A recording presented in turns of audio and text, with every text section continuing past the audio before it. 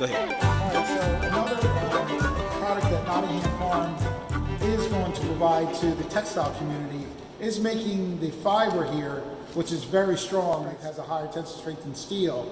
We're making fiber or fabric to the community to make like any textile, like fabric for seats, fabric for pillows, fabric for sheets, and fabric for like different clothing, jeans, cashmere hemp. They have cardigan hemp. This is a big item here, which will be used in the fashion industry, which we are going to degum it, and we're going to have it spun ready for fabric, and you can dye it any color you want. And basically, this is a big product that will be used in the clothing industry and anything to do with clothing or material. The way we understand, a lot of car companies want to use it for their seats because it's so much durable. If you haven't tried hemp fabric or hemp t-shirts or hemp sweaters, you might want to try them.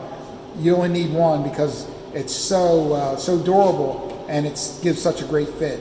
So this is a big product that we plan in the very near future to provide to the textile community.